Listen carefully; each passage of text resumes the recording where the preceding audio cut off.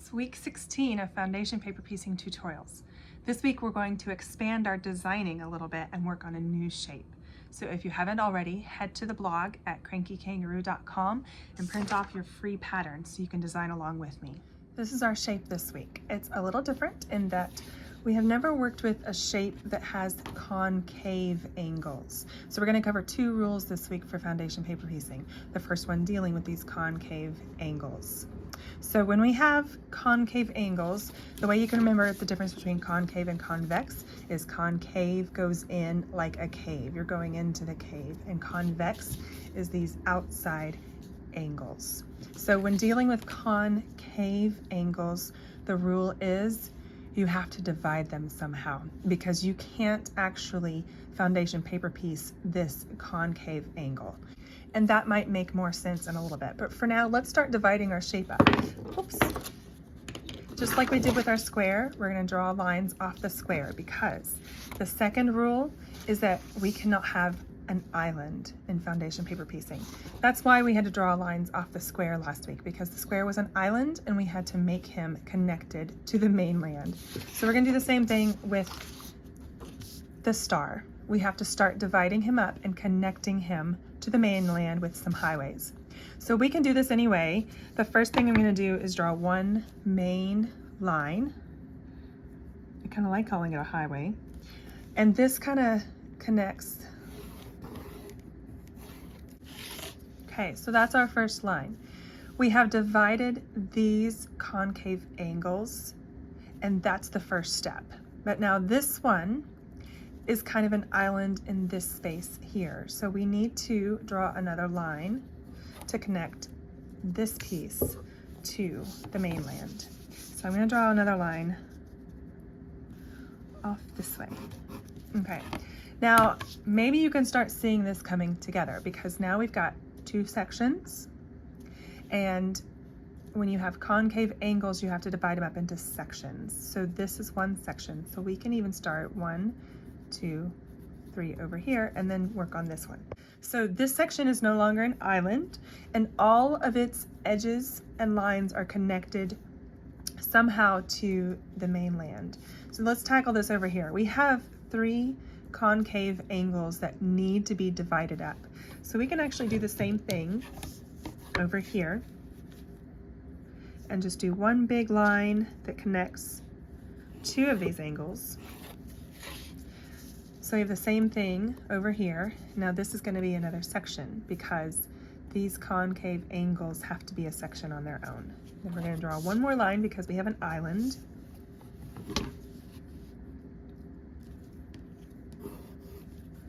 So now this is no longer an island, it's connected to the mainland. So imagine these as little roads.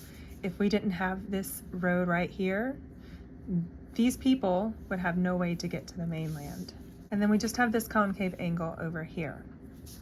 Now, even though these people can get to the mainland, we've got the concave angle. So imagine it. Like I said earlier, this is where it starts to make sense why we have to divide up the concave angles, because if we were to piece this just as it is, so this is section, we'll call this A and B, and then this is section C. But what happens is, because of this concave angle, we can't piece this under normal foundation paper piecing. So you start here, and then you have a Y seam here. That won't work. Or you start here and imagine trying to piece this piece onto it. It just does not work as is. So that's why we have to divide up these concave angles. Now we could technically divide it up straight through the center. Like if you wanted to do a line here, straight through the center, we have 2 separate sections. It's absolutely possible. We can do that. But in this case, we're going to use this line that's already there. It's nice and convenient. We're going to divide up the concave angle. And now everyone can get to the mainland, and the concave angle is broken up. Now you can see how we would sew this. This becomes 1 and 2. You could even do 1 and 2, but I like to start with the larger pieces. So 1, 2, and then 3 is added on. So now we have our 3 sections, A, B, C, and each of them have 3 pieces. We didn't number this one, so 1, 2, 3. And actually here, I did opposite of what I said. I'm gonna change this because I do like to start with the larger piece, 1 and 2. So 1 and 2 have to come before 3 because 3 is intersected by this line. So remember from previous weeks we talked about, that's another rule, is that this line is intersected by this line, so this one has to come last in piecing order. So we're gonna cut this apart now, add some seam allowances, and sew our star. We can make these lines a little more obvious before we cut, just to indicate our sections. There's 1, and there's 2.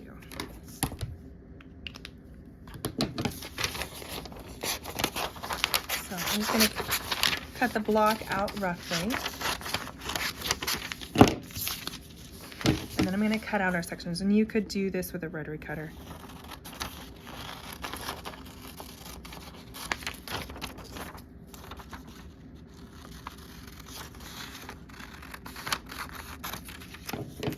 I've got some scrap paper here I'm going to use. And I'll just put the first section A on the paper so that I have lots off that edge that we cut. And I'll tape it on. You could glue it on as well. And then using my ruler, I will just draw a 1/4 inch seam allowance here. Oops. So there's our new seam allowance. And then you can extend this sewing line if you want, as well as this one.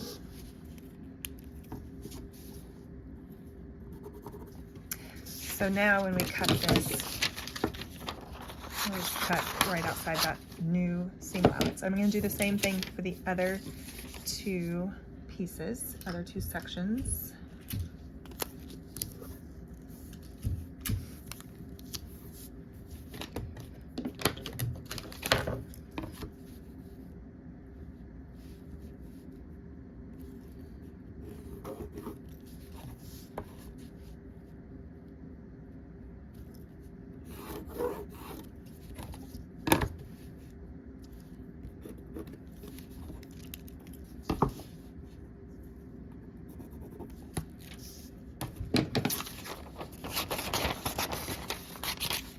And then our last piece gets a seam allowance on both sides.